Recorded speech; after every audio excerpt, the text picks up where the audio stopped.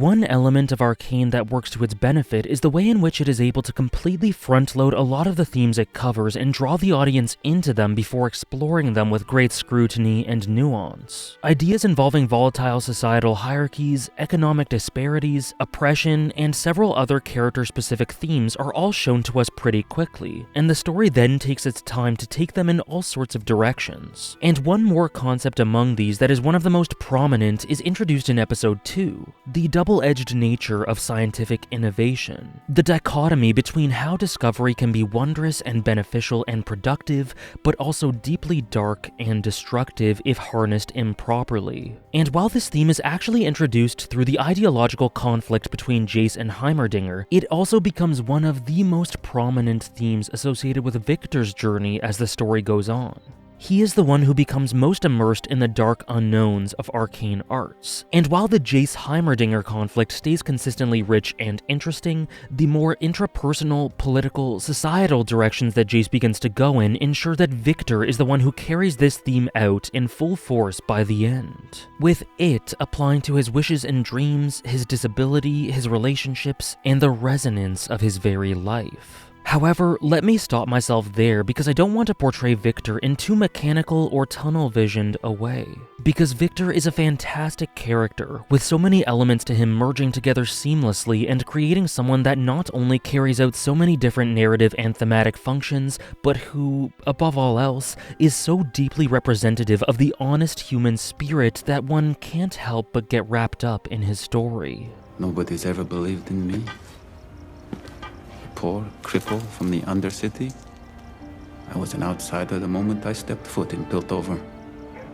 I didn't have the benefits of a patron or a name. I simply believed in myself. Do you think it was my life's ambition to be an assistant? Scientists seek discoveries, ways to make the world a better place. As a crippled genius child growing up in the Undercity, Viktor had the tragically perfect viewpoint to learn a lot of things about the world and himself. The terrible way in which the downtrodden in this place are treated, the sadness associated with the limitations of his body, the fascinating and terrible things he learned about progression, they all combined early on to plant several seeds and character traits in his mind as an adult. So when we are acquainted with Viktor through Jace, we meet a man who is deeply ambitious, festering an underlying desire to rise up in the world not because of an ego, but as a reaction to the places he's been, the things he's felt and learned. Fascinated with tinkering and inventing things, he is poignant in his loneliness, but also harbors an almost compensatory upward momentum. Viktor has a goal to help the world for the world's sake, but more so a burning desire to help the underprivileged in the Undercity and balance the economic chasm through his inventions. And that is why becoming Jace's partner was a terrific development for Viktor personally and in terms of his goals. Here he was able to find a kindred spirit who shared his love for scientific progression and his endeavor to change society for the better, and a partner to connect with and confide in. Hextech was that huge first step, and it was invaluable for Viktor's goals. But as things continue, he finds himself more and more frustrated with Jace's trajectory and wandering eyes and feels less and less in control of his ability to make the significant contributions he desires, stifled by Heimerdinger's red tape and his own health. And that agony as he sees his improved, restored world slipping away is the crux of the sadness of his character. He is witty, charming, and resourceful, but more than anything else, he is driven beyond belief to achieve what he wants to achieve and cannot stomach the possibility of leaving this world without leaving the impact he desires, which combines with his deadly sickness to make for a tremendously sad story. You should be proud of what you've accomplished, Viktor. Figments.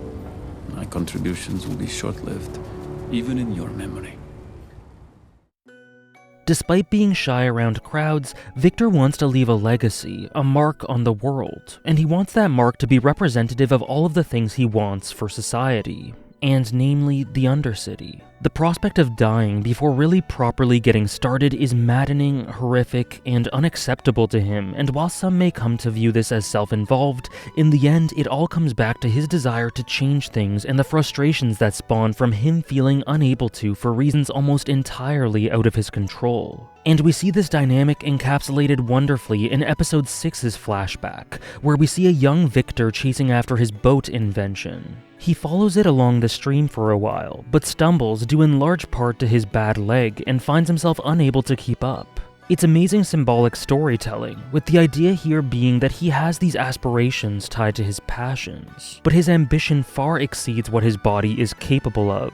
This isn't just applicable to the distant past either, but in a more metaphorical way at this point in the story, as we see that after he's given his diagnosis, he'll die soon and be unable to carry out all the dreams he wanted to carry out with Jace. Like many of Arcane's characters, Viktor would not be the person he is without the circumstances he was born into and the experiences he had, and he is never able or willing to forget his roots, which combine with his disability to imbue in him this need to rise above all of this and prosper. But that body of his, this sickness he has, they just don't allow for that.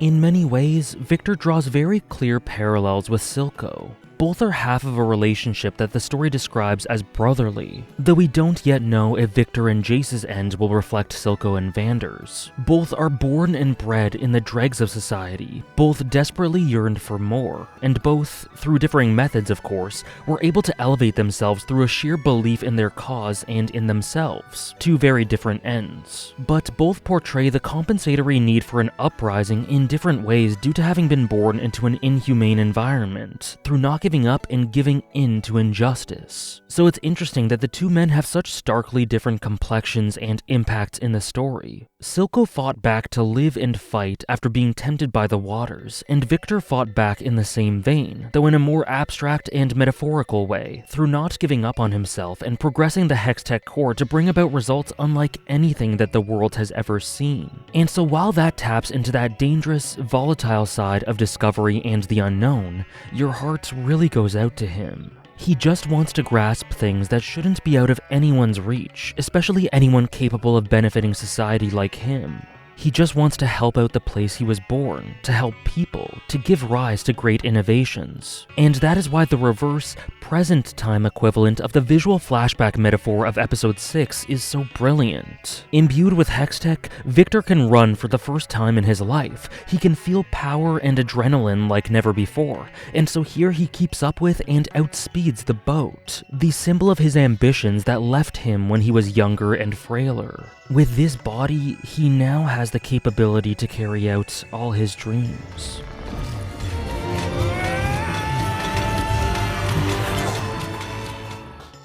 What happens when you're absolutely ravenous and have just one bite? It just makes you more hungry. You need more.